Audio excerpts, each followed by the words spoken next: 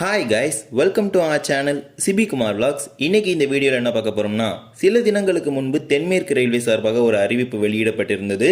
சேலம் யஷ்வந்த்பூர் மற்றும் பெங்களூர் காரைக்கால் ஆகிய 2 ரயில்களுக்கும் நிரந்தரமாக கூடுதல் பெட்டிகளை இணைப்பதாக ஒரு அறிவிப்பு வெளியிட்டிருந்தாங்க. அதிகமான பயணிகள் பயணிக்கக்கூடிய இந்த 2 ரயில்களிலும் நிரந்தரமாக கூடுதல் பெட்டிகளை இணைப்பதாக அறிவித்திருந்தாங்க. சேலம் யஷ்வந்த்பூர் எக்ஸ்பிரஸ் ரயிலானது 15 அன்ரிசர்வ்ட் மற்றும் 2 SLRD சேர்த்து 17 பெட்டிகளுடனும், பெங்களூர் காரைக்கால் எக்ஸ்பிரஸ் ரயிலுக்கு 12 அன்ரிசர்வ்ட் மற்றும் 2 SLRD சேர்த்து மொத்தமாக 14 பெட்டிகள் என இந்த ரயில்களுக்கு நிரந்தரமாக கூடுதல் பெட்டிகளை இணைப்பதாக அறிவித்திருந்தாங்க.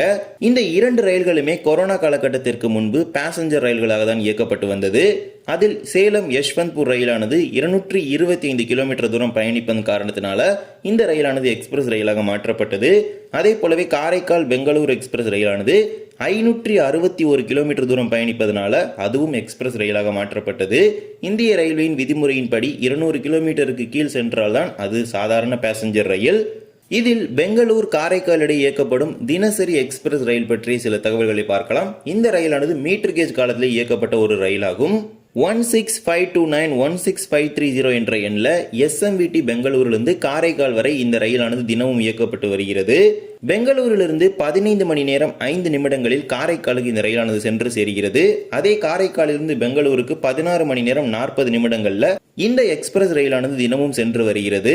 இந்த ரயிலானது கொரோனா காலகட்டத்திற்கு முன்பு ஒரு ஃபாஸ்ட் பேசஞ்சர் என்கிற ஒரு கேட்டகரியில் இயக்கப்பட்ட ஒரு ரயிலாகும். அதாவது இதோட நிறுத்தங்கள் என்பது குறைவாக இருக்கும், கட்டணம் என்பது பேசஞ்சர் கட்டணமாக இருக்கும். பெங்களூரிலிருந்து காரைக்கால் வரையே 105 ரூபாய் தான் அப்போது இந்த ரயிலுக்கு கட்டணமாக வசூலிக்கப்பட்டது. 2020 வரை இந்த ரயிலானது இந்த முறையில் தான் இயக்கப்பட்டு வந்தது. 2020ற்கு பிறகு ரயில்வேயின் புதிய விதிமுறையின்படி 200 கிலோமீட்டருக்கு மேல் செல்லும் அனைத்து ரயில்களும் எக்ஸ்பிரஸ் என்கிற விதிமுறையின் கீழே இந்த ரயிலை எக்ஸ்பிரஸ் ரயிலாக சவுத் வெஸ்டர்ன் ரயில்வே வாரியத்திற்கு ப்ரொபோஸ் பண்ணி அதை அப்ரூவ் பண்ணி அது எக்ஸ்பிரஸ் ரயிலாக மாற்றப்பட்டது.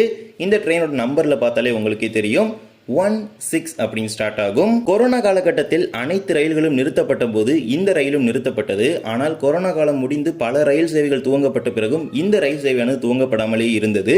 பல பகுதி மக்களும் இந்த ரயிலை மீண்டும் இயக்க வேண்டும் என கோரிக்கைகளை ரயில்வே துறைக்கு முன் வச்சு நீண்ட கோரிக்கைகளுக்கு பிறகு 2022 ஜூலை 25ஆம் தேதியிலிருந்து இந்த ரயில் சேவை மீண்டும் SMVT பெங்களூரிலிருந்து துவங்கப்பட்டது. அதாவது கொரோனா காலகட்டத்திற்கு பிறகு.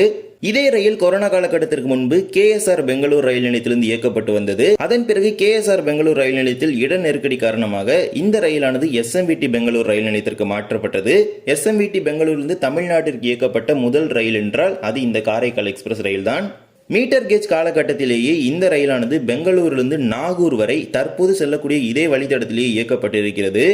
இந்த ரயிலை பொறுத்த வரைக்கும் அகல ரயில் பாதையில முதற்கட்டமாக பெங்களூரிலிருந்து சேலம் வரை இயக்கப்பட்டதாகவும், பிறகு சேலத்திலிருந்து கடலூர் வரையிலும், கடலூரிலிருந்து நாகூர், அதன் பிறகுதான் காரைக்கால் வரை நீட்டிக்கப்பட்டு தற்போது பெங்களூரிலிருந்து காரைக்கால் வரை ஒரே ரயிலாக இயக்கப்பட்டு வருகிறது. இந்த ரயிலை பொறுத்த வரைக்கும் பெங்களூரிலிருந்து காரைக்கால் மார்க்கத்தில் நம்ம எடுத்துக்கிட்டோம்னா பெங்களூரிலிருந்து சேலம் வரைக்கும் ஒரு பகல் நேர ரயிலாகவும், அதே சேலத்திலிருந்து கடலூர் வரை ஒரு மதிய நேர ரயிலாகவும், கடலூரிலிருந்து காரைக்கால் வரை ஒரு மாலை நேர ரயிலாகவும் இந்த ரயிலானது செயல்பட்டு வருகிறது. இந்த ரயிலுக்கு மொத்தமாக பெங்களூரிலிருந்து காரைக்கால் வரை 54 நிறுத்தங்கள் இருக்கின்றது. கொரோனா காலகட்டத்திற்கு பிறகு இது எக்ஸ்பிரஸ் ரயிலாக மாற்றப்பட்டாலும் இதன் நிறுத்தங்கள் என்பது குறைக்கப்படவில்லை. இந்த ரயில் ஃபாஸ்ட் பேசஞ்சர் ரயிலாக சென்ற போது எந்தெந்த நிலையங்களில் நின்றதோ அதே நிலையங்களில் எக்ஸ்பிரஸ் ரயிலாக செல்லும் போதும் தற்போது நின்றுதான் செல்கிறது. இந்த எக்ஸ்பிரஸ் ட்ரெயினை பொறுத்த வரைக்கும் மொத்தமாக 3 ஜங்ஷன் பாயிண்ட்ல ரிவர்சல் எடுக்குது. SMVT பெங்களூர்லேருந்து விருதாச்சலம் வரைக்கும் வந்த பிறகு ஒரு ரிவர்சல் போட்டு கடலூர் போர்ட் போகுது. அகைன் கடலூர் போர்ட்ல ஒரு ரிவர்சல் போட்டு திருவாரூர் ஜங்ஷன் போன பிறகு திருவாரூர் ஜங்ஷன்ல ஒரு ரிவர்சல் போட்டு தான் காரைக்கால் வரைக்கும் ஆப்ரேட் ஆகிட்டு இருக்குது. இந்த ரயிலுக்கு இன்றளவிலும் ஹொசூர், சேலம் போன்ற பகுதிகளிலிருந்து ஏராளமான பயணிகள், திருநள்ளார், வேளாங்கண்ணி, நாகூர் போன்ற பகுதிகளுக்கு ஏராளமான பயணிகள் இந்த ரயிலில் வந்து செல்கின்றனர். பெங்களூரிலிருந்து ஹொசூர், தர்மபுரி, சேலம், ஆத்தூர், சின்ன சேலம், விருதாச்சலம், நெய்வேலி, கடலூர், சிதம்பரம், சீர்காழி, மயிலாடுதுறை, திருவாரூர், நாகப்பட்டினம், நாகூர் இது போன்ற முக்கியமான பல்வேறு நகரங்களை இணைத்து தான் இந்த ரயிலானது காரைக்காலுக்கு இயங்கி வருகிறது. இந்த ரயிலில் பெங்களூரிலிருந்து காரைக்கால் வரை யாரும் பயணிச்சிருந்தீங்கன்னா கமெண்ட் பண்ணுங்க. ஏன்னா அந்த அளவுக்கு பொறுமை வந்து எனக்கெல்லாம் கிடையாது. 15 மணி நேரம் இந்த ரயிலானது பயண நேரமாக எடுத்துக்கொள்கின்றது. ஏனென்றால் இந்த ரயில் நிறுத்தங்களும் அதிகம். அதே போலவே இந்த ரயிலானது 3 இடத்துல ரிவர்சல் போட்டு போறதுனால இந்த ரயிலுக்கு இவ்வளவு நேரம் தேவைப்படுகின்றது.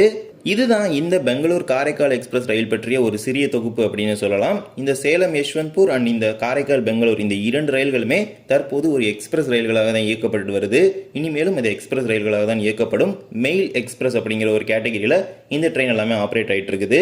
200 கிலோமீட்டருக்கு மேல சென்றாலே அது எக்ஸ்பிரஸ் தான். இந்த ஒரு வீடியோவில் தான் இந்த வீடியோ பிடிச்சதா மறக்காம like and share and subscribe பண்ணிட்டு பக்கத்தில் இருக்க பெல் ஐகானில் போட்டுருங்க. அப்போ நம்ம போடுற ஒவ்வொரு வீடியோட நோட்டிஃபிகேஷன் உங்களுக்கு உடனுக்குடன் வரும். இன்னொரு வீடியோ சந்திக்கலாம். தேங்க்ஸ் ஃபார் வாட்சிங்.